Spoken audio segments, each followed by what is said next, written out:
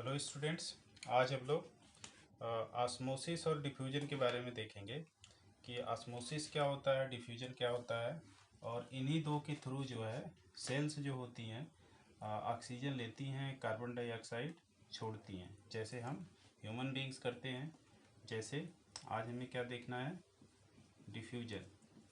ये साइंस में नाम होते हैं, इनका अर्थ समझ लेना है। डिफ्यूजन और ऑस्मोसिस ये दो चीज़ें हैं। इसमें क्या होता है, मूवमेंट होता है।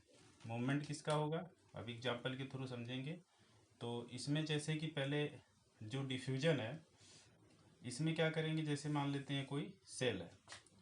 अब सेल में क्या होता है कि हमें ऑक्सीजन चाहिए और सेल जो है कार्बन डाइऑक्साइड निकालती भी है। तो मान लेते हैं कि एक ऐसी स्थिति है, कार्बन डाइऑक्साइड यहाँ पे, ये क्या है, मान लेते हैं CO2 है। बाकी और भी इसमें और भी फ्लूइड्स हैं, लेकिन हमें गैसेस के बारे में केवल समझना है, क्योंकि डिफ्यूजन में क्या होता है, मूवमेंट ऑफ गैसेस। तो हमें केवल इसको देखना है कि कैसे होगा ये। और ऑस्मोसिस में क्या हो जाएगा, मूवमेंट ऑफ सॉल्वेंट या कह लें या फ्लूइड्स कह लें। अब हम इसमें क्या देखेंगे कि जैसे ये क्या है, CO2 कंसंट्रेशन।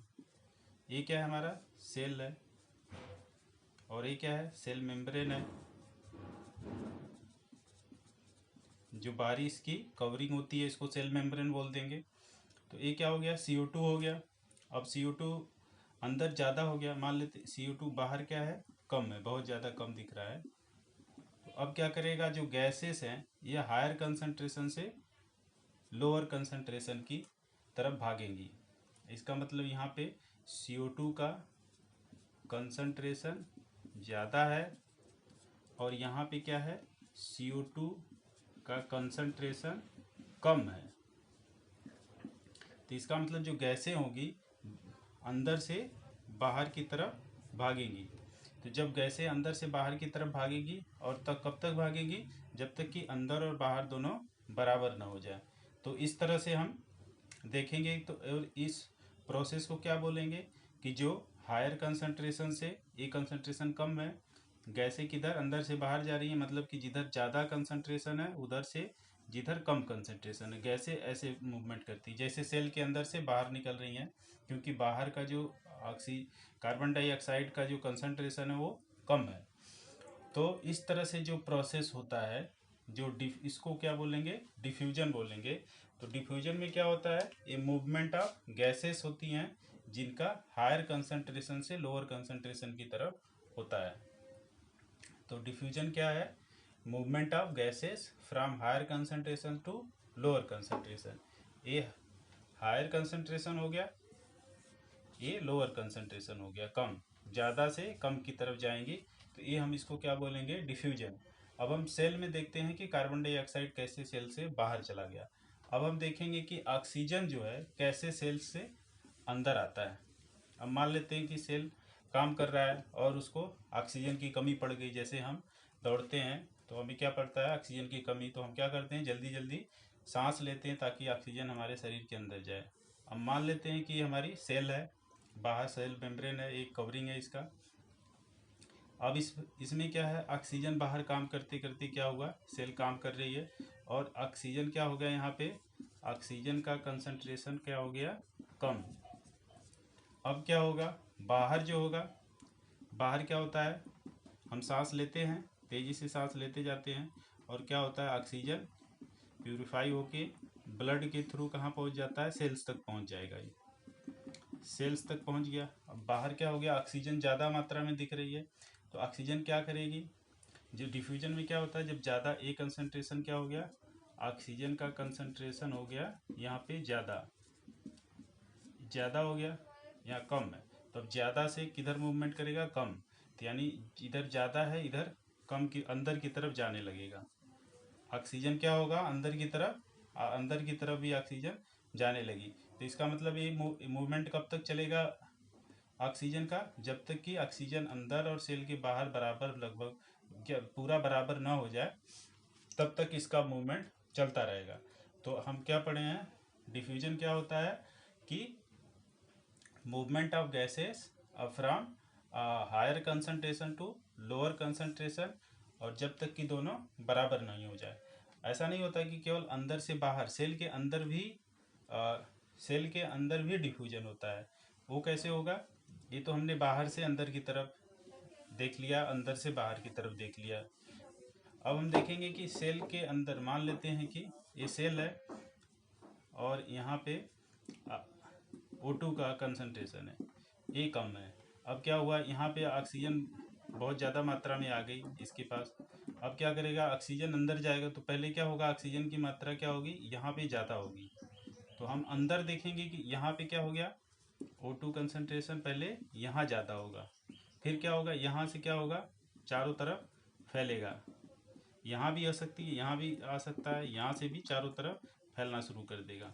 तो मतलब कि हम यहाँ पे ये देखते हैं कि जो मूवमेंट है गैसेस का, केवल सेल के बाहर से अंदर की तरफ नहीं बल्कि अंदर से अंदर की तरफ भी होता है। तो ये भी क्या हो जाएगा, डिफ्यूजन होगा, कि यहाँ पे जो कंसंट्रेशन ज़्यादा है, ज़्यादा से जहाँ यहाँ खाली जगह है यहाँ पे मूवमेंट हो रहा है, तो यानी ये क्या है, ज़्यादा है यहाँ पे, ये क्या है, कम है। तो ज़्यादा से कम की तरफ जो मूवमेंट होगा ये भी क्या होगा, डिफ्यूजन होगा। ज़्यादा मतलब ज़्यादा कंसंट्रेशन, तो यहाँ पे डिफ्यूजन ये भी हो गया। तो इस तरह देखते हैं कि सेल के अंदर ही नहीं केवल बल्कि सेल के बाहर तो हो ही रहा था, बाहर से अंदर, लेकिन सेल के अंदर ही अंदर भी डिफ्यूजन प्रोसेस चलता रहता है। तो ये हो गया सेल का गैसों का मूवमेंट हो गया, जिसको कि हम बोलते हैं कि डिफ्यूजन के थ्रू हुआ। अब हम देखेंगे फ्लूइड्स का मूवमेंट कैसे होता है। तो फ्लूइड का मूवमेंट्स के लिए जो मेथड होता है वो क्या बोलते हैं, उसको ऑस्मोसिस बोलते हैं। तो ऑस्मोसिस को समझते हैं कि ये होता क्या है। तो ऑस्मोसिस के लिए सबसे पहले ज़रूरी चीज़ है कि कोई ना कोई उसके साथ झिल्ली होनी चाहिए, मेम्ब्रेन होना चाहिए। जैसे कि अब हम देखते हैं कि जैसे मान लेते हैं कि ये सेल है, पहला केस ले लेते हैं कि मान लेते हैं कि ये क्या है, एक सेल है, ये सेल है। अब सेल में क्या है कि हमें, अब जो ऑस्मोसिस होता है ये मूवमेंट ऑफ सॉल्यूशन है। हम क्या देख रहे थे, ऑस्मोसिस। इसमें क्या होता है, उसमें मूवमेंट ऑफ गैसेस था, इसमें मूवमेंट ऑफ सॉल्यूशन होगा। तो सॉल्यूशन के मूवमेंट को देखें कैसे होता है। अब हम क्या करेंगे कि हम जैसे कि सॉल्वेंट और दो चीज़ें होती है, जैसे कि यदि हम सॉल्यूशन की बात करें तो इसमें मान लेते हैं कि क्या है, वाटर है, और क्या है, यहाँ से मान लेते हैं कि चम्मच है, इससे हमने इसमें चीनी डाल दिया। तो चीनी डाल दिया तो ये क्या हो गया, वाटर प्लस शुगर, इन दोनों का क्या हो गया, ये सॉल्यूशन हो गया, दोनों मिक्स हो गए। तो इसमें से क्या होगा कि अब हम देखेंगे कि इसी तरह स्थिति यहाँ होगी। इसमें क्या होगा, वाटर भी होगा, वाटर के साथ साथ और सारी चीज़ें मिक्स होगी, जैसे ग्लूकोज हो गया, ऑक्सीजन हो गया, ये सारी चीज़ें हो गई। तो अब हम इसमें केवल मूवमेंट देखेंगे कि फ्लूइड्स का मूवमेंट्स कैसे होता है। जो एक तरह से यदि हम फ्लूइड में बहुत सारी चीज़ें होगी तो हम इसमें देखेंगे कि जो फ्लूइड है, ये फ्लूइड हो गया, ये क्या हो गया, सॉलिड हो गया। तो अब ये दोनों मिक्स हो गए। अब हम देखेंगे कि इसमें हम H2O को मान के चलते हैं, H2O हमारा सोल्यूशन है, और उसको मान के चलेंगे, H2O को लेके चलेंगे ताकि समझ आसानी से आ जाएगा ये। तो फ्लूइड का हम देखेंगे इसमें कैसे होता है। तो अब हम देखेंगे कि ये सेल है हमारे पास। अब सेल में क्या है, बाहर और अंदर दो तरफ देखेंगे। ये क्या काम करता है, इसको बोलते हैं, जो सेमी परमिएबल मेम्ब्रेन का काम करता है, या इसको सेलेक्टिवली परमिएबल मेम्ब्रेन भी बोलते हैं। ये क्या है, सेलेक्टिवली परमिएबल मेम्ब्रेन। इसमें क्या होता है, इससे जो है फ्लूइड जो है कि अंदर फ्लूइड का मूवमेंट, ये जो मेम्ब्रेन होती है, झिल्ली होती है, मेम्ब्रेन का मतलब होता है झिल्ली होती है, झरना हो गया जैसे झिल्ली। झिल्ली क्या करती है, वो परमिएबल करती है, परमिट करती है। परमिएबल का मतलब परमिट करना, क्या परमिट्स करती है, लिक्विड्स को आने जाने के लिए। तो अब हम देखते हैं सिलेक्टिवली क्यों कहते हैं? क्योंकि ये सिलेक्टेड आइटम्स को अंदर बाहर करती है। तो अब हम देखेंगे कि इसमें कैसे होता है। तो हम H2O कंसंट्रेशन को लेके चलते हैं। अब हम इसमें देखेंगे, मान लेते हैं कि H2O है अंदर, ये H2O है। H2O का मतलब इसमें सॉल्वेंट भी घुला हुआ है, लेकिन हम केवल H2O को लेके चलेंगे ताकि समझ में आसानी से आ जाए। तो इसमें H2O कंसंट्रेशन हम क्या है, यहाँ पे H2O कंसंट्रेशन कम है, लेस है। और बाहर जो हम देखते हैं, बाहर क्या कर लेते हैं, बाहर थोड़ा ज़्यादा कर लेते हैं H2O कंसंट्रेशन। मान लेते हैं हमने वाटर पिया, वाटर पीने के बाद ये डाइजेस्ट होकर सेल तक पहुंच रहा है और ये सेल के पास पहुंच गया है। अब ये अंदर जाएगा, अंदर जाएगा तो उसमें ये प्रोसेस क्या हो जाएगा, हमारा ऑस्मोसिस हो जाएगा। अब सेल के पास पहुंच गया, वाटर का कंसंट्रेशन क्या है यहाँ पे ज़्यादा है। अब यहाँ पे क्या, यहाँ बाहर क्या देखा हमने, H2O कंसंट्रेशन ज़्यादा है।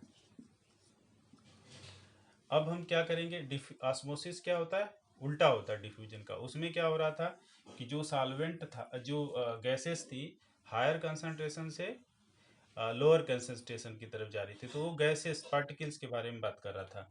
और यहाँ पे हम देखेंगे H2O कंसंट्रेशन। हम यहाँ पे जैसे गैस के संदर्भ में हम शुगर को यदि हम O2 या CO2 ले लें, तो हम यहाँ पे ये हो जाएगा, ये सल्यूट हो जाएगा हमारा।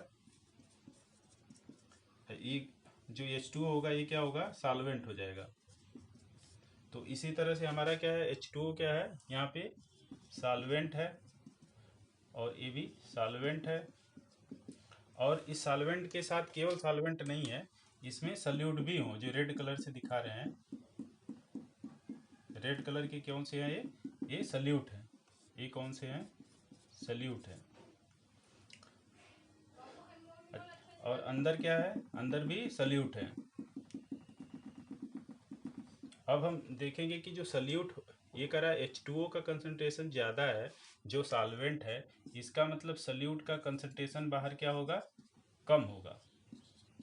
एक ज़्यादा होगा तो एक कम होगा। इसी तरह से अंदर क्या है, H2O का कंसंट्रेशन कम है, इसका मतलब जो सल्यूट होगा उसका कंसंट्रेशन क्या होगा, सल्यूट का कंसंट्रेशन क्या होगा, ज़्यादा होगा। उल्टा होगा दोनों। लेकिन हम ऑस्मोसिस में क्या लेके चलेंगे, लिक्विड्स को लेके चलेंगे, H2O को ध्यान में रखेंगे। तो इसका क्या होगा कि जब ये H2O कंसंट्रेशन बाहर ज़्यादा है, हम बस केवल इस पे ध्यान देंगे H2O पे। तो H2O कंसंट्रेशन जब बाहर ज़्यादा है तो H2O क्या करेगा, बाहर से अंदर की तरफ जाएगा। हमें H2O कंसंट्रेशन को ध्यान में रखना। ये क्या होगा, बाहर से अंदर की तरफ वाटर क्या करेगा, मूव करेगा। तो ये मूवमेंट ऑफ वाटर हो गया फ्रॉम जिधर फ्लूइड ज़्यादा था और उस अंदर की तरफ चला गया है अभी। तो इसमें क्या बोलते हैं कि जो इस तरह से जब ये पानी अंदर चला जाएगा, वाटर अंदर चले जाएगा, तो क्या होगा कि ये जो सेल है, सेल क्या करेगी, थोड़ी फूल जाएगी। इसमें ये सेल की यदि फूली हुई स्थिति दिखाएं तो मान लेते ये क्या करेगी, सेल क्या करेगी, इसमें जब वाटर जाएगा अंदर, जैसे हम पानी पीते हैं पेट फूल जाता है, तो सेल के अंदर जब पानी जाएगा तो ये क्या करेगा, सेल फूल जाएगी। तो इसमें क्या घटना होगी, एक तो स्वेलिंग हो जाएगी इसमें, इसको हटा देते हैं। इसमें क्या हो जाएगा, सेल के अंदर क्या हो जाएगी, स्वेलिंग हो जाएगी। इसमें क्या होगा, सेल फूल जाएगी। और उसमें क्या है कि एक चीज़ और, जो सलूशन, चूँकि यहाँ सल्यूट कम है कंसंट्रेशन, तो सल्यूट के आधार पे ही हम नाम रखेंगे। तो नाम जो रखा गया है उसका नाम क्या रखा गया है कि जो ये बाहर का जो सलूशन है, जो ये मूव करके अंदर चला गया, तो अंदर चला गया तो उसको क्या बोलेंगे हम, उसका नामकरण देंगे कि जो बाहर का ये सलूशन होगा, इसको ऐसे सलूशन को क्या बोलते हैं हम, हाइपोटोनिक सलूशन। हाइपोटोनिक सलूशन का मतलब, हाइपो का मतलब होता है कम, कम क्या है हमारे पास, सल्यूट है। तो सल्यूट जो कम है उसी के बेस पे नाम रखा जाएगा इसका हाइपोटोनिक सलूशन, जो सेल के अंदर जाकर के सेल को फ्लूइड लिक्विड की सप्लाई करता है। इसी तरह से ये जब वाटर का कंसंट्रेशन अंदर ज़्यादा था तो अंदर कम था, वाटर का कंसंट्रेशन बाहर था तो मूवमेंट किधर से किधर हो गया, ज़्यादा से मूवमेंट किधर हो गया, जिधर कम है इधर से इधर मूवमेंट हो गया। तो अब हम देखेंगे इसी में उल्टा देखेंगे कि मान लेते हैं कि जब वाटर का कंसंट्रेशन अंदर ज़्यादा हो जाता है तब क्या होता है। दूसरी स्थिति लेके चलते हैं।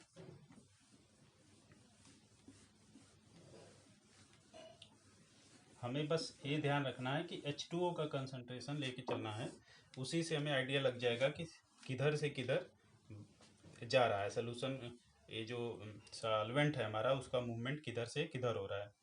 तो अब हम दूसरा केस लेके चलेंगे उल्टा इसका। उल्टा क्या लेके चलेंगे, मान लेते हैं कि हमारे पास सेल है। जब ये हमारे पास सेल है तो इसमें क्या होगा, अंदर उसमें बाहर लिया था, इसमें अंदर लेंगे।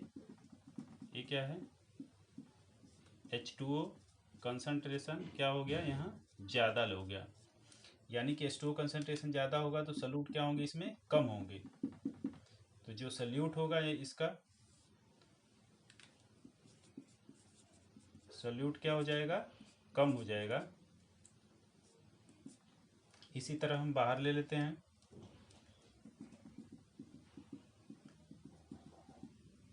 बाहर के लेंगे H2O कंसंट्रेशन कम लेंगे, थोड़ा कम करते हैं एक ही तरह न दिखे।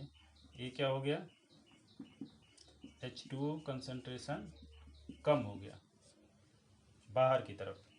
H2O कंसंट्रेशन कम है, इसका मतलब कि जो सल्यूट होंगे वो क्या होंगे, ज़्यादा होंगे, तभी तो कंसंट्रेशन इसका कम होगा।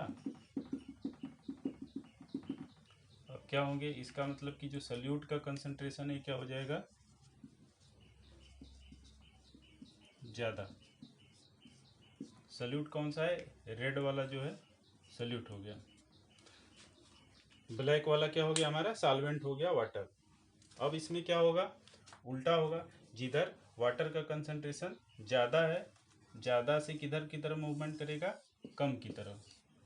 तो ज़्यादा से कम की तरफ मूवमेंट का मतलब अंदर से बाहर की तरफ मूव कर जाएगा। तो ऐसी स्थिति में क्या होगी, जो सेल होगी तो सेल क्या होगी, सेल थोड़ी सी पिचक जाएगी। ये मान लेते हैं पिचकी हुई स्थिति दिखाएं सेल की। तो यहाँ पे वहाँ पे क्या हो रहा था, स्वेलिंग हो रहा था, और यहाँ पे क्या हो गया, सेल पिचक हो गई, यानी श्रिंक कर गई। सेल क्या हो गई, यहाँ पे श्रिंक हो गई। श्रिंक का मतलब क्या हो गया, पिचक गई। तो सेल पिचक गई। तो अब इसमें और हम क्या इसका नाम दे, जैसे बाहर के जो सलूशन है उस बाहर के यदि सलूशन का नाम देंगे तो क्या हो जाएगा, ये सल्यूट। जो बाहर वाला यदि बाहर वाले सलूशन का नाम दे तो इसमें क्या है, ज़्यादा है सल्यूट, ज़्यादा के कारण क्या होगा, हाइपर टोनिक सलूशन। तो जो बाहर का सलूशन होगा सेल के लिए वो क्या बोली जाएगी, हाइपरटोनिक सलूशन है। और हाइपर का मतलब क्या होता है, ज़्यादा। तो हाइपरटोनिक सलूशन इसको बोलेंगे। तो इस तरह इसमें देखा श्रिंक हो गया, उसमें क्या हो गया, हाइपरटोनिक सलूशन हो गया। हाइपर किसके नाम पे दिया, ये जो सल्यूट ज़्यादा है उसके बेस पे नाम हाइपर दिया। तो सेल के लिए क्या होगा, जो बाहर की चीज़ें हैं वो क्या हो जाएगी, हाइपरटोनिक होगा। उसी तरह पीछे हमने देखा था कि सेल के लिए जो बाहर का सलूशन था वो कैसा सलूशन था, वो हाइपोटोनिक था, जिसमें कम सल्यूट था।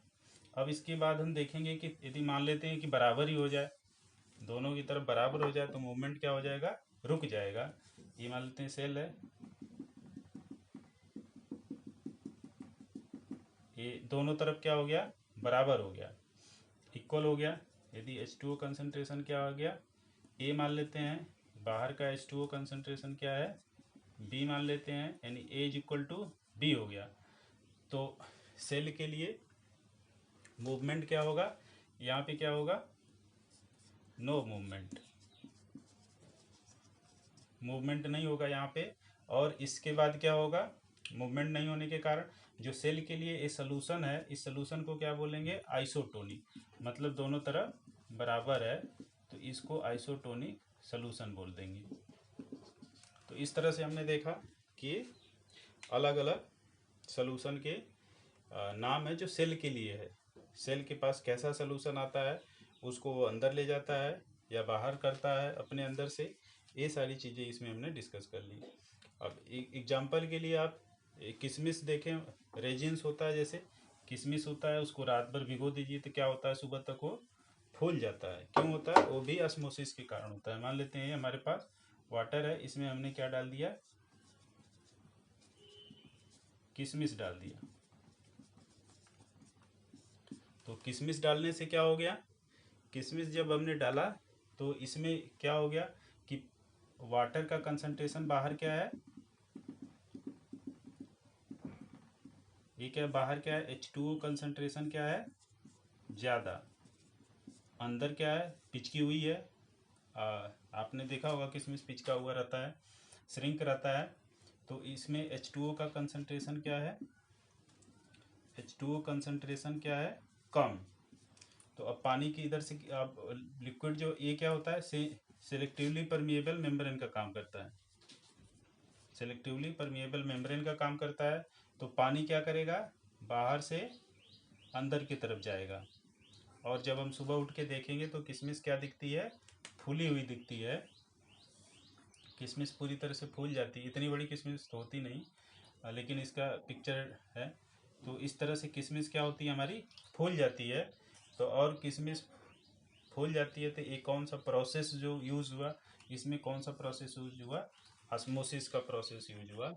कि क्यों, ये मूवमेंट का जो सॉल्यूशंस होता है वो ऑस्मोसिस के द्वारा होता है। तो इस तरह से हो गया। तो हम देखेंगे आगे कि जो ऑस्मोसिस होता है इसमें जो सेल होते हैं, जैसे प्लांट की रूट्स हैं और प्लांट के जो सेल हैं, वो क्या करते हैं, ऑस्मोसिस के थ्रू ही जो है लेते हैं ये सारी लिक्विड्स। मान लेते हैं हमारे पास प्लांट है, इसमें बहुत सारे, ये प्लांट है और इसकी ये रूट है, ये क्या है, रूट है, और ये सेल है। हर जगह सेल है, रूट सेल भी है और प्लांट में और जगह भी सेल हैं, सारे सेल हैं। तो ये क्या करेगा, जो वाटर होगा, तो वाटर का जो ये वाटर लेते हैं अंदर की तरफ, इनके वाटर जाता है, यहाँ से वाटर की सप्लाई होती है, यहाँ पहुँचता है वाटर, अंदर जाता है सेल के। इसी तरह रूट है, जब पानी डाल देते हैं हम यहाँ पे, पानी भर जाता है तो क्या होता है, पानी वाटर कंसंट्रेशन ज़्यादा होता है, अंदर कम होता है रूट सेल के अंदर। तो बाहर से अंदर की तरफ जो है कि वाटर चला जाता है। ये मान लेते हैं सेल है इसका, तो बाहर से अंदर की तरफ वाटर चला जाएगा। तो जो रूट के सेल हैं या प्लांट के और सेल हैं, ये भी क्या करते हैं, ऑस्मोसिस के थ्रू ही वाटर रिसीव करते हैं अपने अंदर। इसी के बाद हम देखेंगे कि जो सेल मेम्ब्रेन होता है किसका बना होता है। जो सेल होते हैं, हमने देखा कि जो सेल होता है, सेल के बारे में स्टडी चल रही है। तो सेल है, जो सेल है मान लेते हैं, तो ये क्या है, हमने पढ़ा था सेल मेम्ब्रेन है, जो बाहर की दीवार होती है। तो सेल मेम्ब्रेन बना किसका होता है, तो ये ऑर्गेनिक जो मॉलिक्यूल्स होते हैं उनसे बना होता है, ऑर्गेनिक मॉलिक्यूल से बना होता है। और ऑर्गेनिक मॉलिक्यूल्स क्या होते हैं, इसमें इसका नाम है लिपिड्स होते हैं ये, और क्या होता है, प्रोटीन्स होता है। तो लिपिड्स का फार्मूला बस ऐसे ही बता रहा हूँ ताकि हमें जानकारी रहे कि लिपिड्स और प्रोटीन्स में होते क्या क्या हैं। तो इसका RCH और NH2, ये CH हो गया, R चेन वाला हो गया, जैसे CH CH2 CH3 CH2 ऐसे करके करते हैं। तो ये हो गया COOH, कार्बोक्सिलिक एसिड वाला, ये हो गया। तो इसमें देखते हैं कार्बन है, हाइड्रोजन है, नाइट्रोजन है, ऑक्सीजन है, ये सारे पाए जाते हैं। और इस तरह से इसको, ये प्रोटीन का फार्मूला हो जाता है।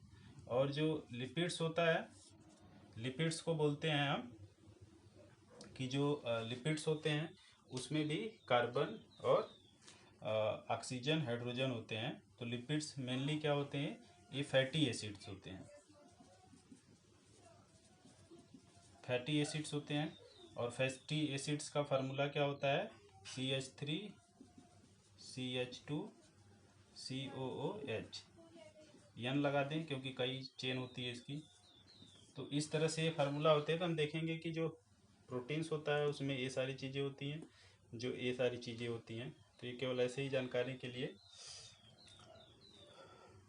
अब हम देखेंगे कि इसमें क्या होता है कि जो सेल होता है, सेल क्या होता है, इसमें फ्लेक्सिबिलिटी होती है। सेल क्या होता है, ऐसे ऐसे फ्लेक्सिबल होता है। इस तरह देखें तो सेल क्या हो गया, ये फ्लेक्सिबल होता है। फ्लेक्सिबल होने के कारण क्या होता है कि ये फ्लेक्सिबल होता है। तो फ्लेक्सिबल होने के कारण भी ये क्या करता है, जो हमारे बाहर होते हैं मेम्ब्रेन, इसके बाहर जो चीज़ें होती हैं उसको अंदर की तरफ खींच लेता है। तो जो अंदर की तरफ जब खींच लेता है, ले लेता है फूड वगैरह, तो इस प्रोसेस को बोलते हैं इंडोसाइटोसिस। इंडोसाइटोसिस, इसका मतलब कि जो फ्लेक्सिबिलिटी के कारण, जो फ्लेक्सिबल होता है सेल, फ्लेक्सिबिलिटी के कारण जो ये फ्लूइड्स का लिक्विड्स अपने अंदर खींच लेता है, इसको बोलते हैं इंडोसाइटोसिस। तो इसमें अब यहीं तक देखते हैं। Thank you.